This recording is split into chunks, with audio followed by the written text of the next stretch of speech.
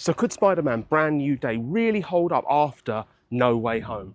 Yes, but in a mixed bag way. It was almost like a soft reboot, this. I don't know if I'm going to get a trilogy, but spoiler alert. So this was a very Peter Parker-centric Spider-Man movie. I mean, it made sense after MJ Ned couldn't remember anything, and we got, you know, all the info about the hormones going on, the difference, the changes coming for this young man. And really it was a question of who is Peter Parker and who is Spider-Man. Ultimately, of course, you've got the whole they're one of the same, you don't want to change yourself too much. And I thought a lot of the supporting cast in this, take Punisher for example, they really added to this well, you know, the light and the dark, I would say, because he's like, I'm just going to kill everyone, and Peter Parker's like, no, we can't do that, and he doesn't want to get annoyed. We get some great training montage in this. Like, it sounds weird for a fourth film in the Tom Holland Spider-Man universe, sounds like a reboot, but it's kind of like a new dawning. I mean, after, of course, we saw Tobey Maguire come into the Spider-Man universe, you know, in the multiverse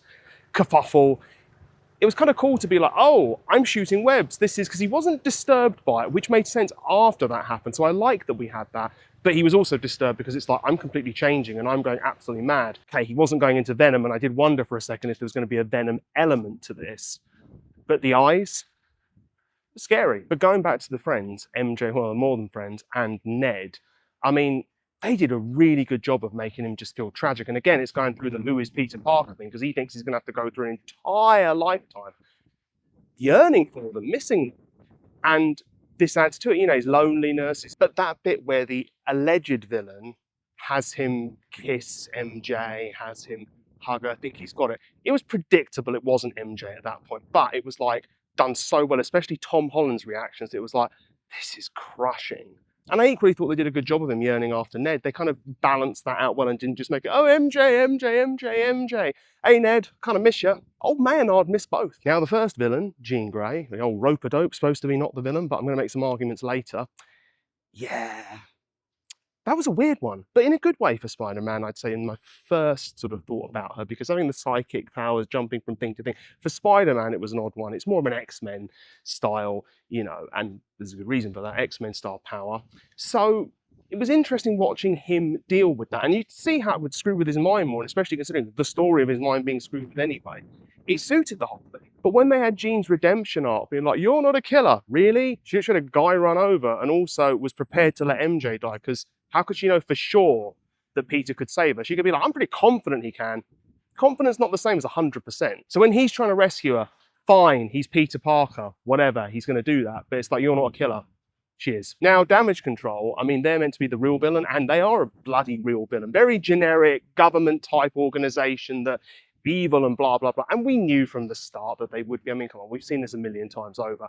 However, you know, with Jean, like, again, how was she not? And the redemption was, it was coming and I was accepting it. But yeah, I didn't think they did the best job with her. And I found it a bit odd that Peter was, it was fine that he wasn't suspicious of Damage Control per se, but when, you know, Jean's saying, hey, you know, about they've got a contingency plan, and he almost acts like, what? A government has a contingency plan?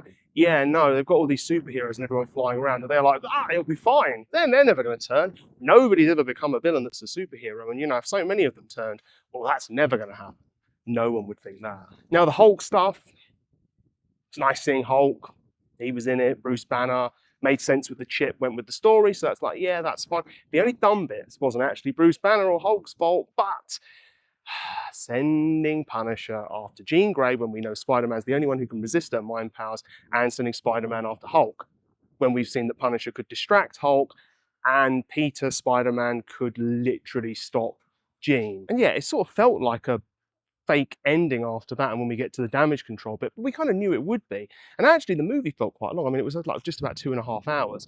Probably was about 15 minutes too long for me. I mean, with No Way Home, that was a blockbuster finish movie, but this one could have been 2 hours, 2 hours 15, 2:10. And ultimately, Peter Parker makes the sacrifice. I did wonder if he was dead at that point, because you're thinking, I don't know if Tom Holland signed on to any more films. I was trying to keep out of them. But as I said, this felt like a soft reboot. It did a lot for him. The whole Punisher thing with him in the hospital, that was great. I thought he did a lot for Frank Castle's character, actually. It was, yeah, really, really good for that. But he makes a save, makes a sacrifice. Spider-Man's really, really popular. Everybody loves him. New York's favourite son, and we're good to go for future Spider-Man films, future Avengers. He must be signed on because they've invested a lot in this film. And honestly, from the box office so far, it's going down a treat. So we got some cool Spider-Man moments. We got, okay, some dumb stuff. We got very average villains, but in the end, a good setup for future stuff. And guess what? Had a cool moment with Ned as well at the end. Also, I love the spider tracker, that was cool. But what did you think? Did you enjoy the new Spider-Man movie? Did you think perhaps it was a bit too much setup for me at this point? I wanted something with a bit more meat on it after No Way Home. Let me know what you think in the comments below. Please like, subscribe, ring the bell, all that good stuff to support this channel, which is appreciated. And that's how you can get more content. And until next time, I'll see you later.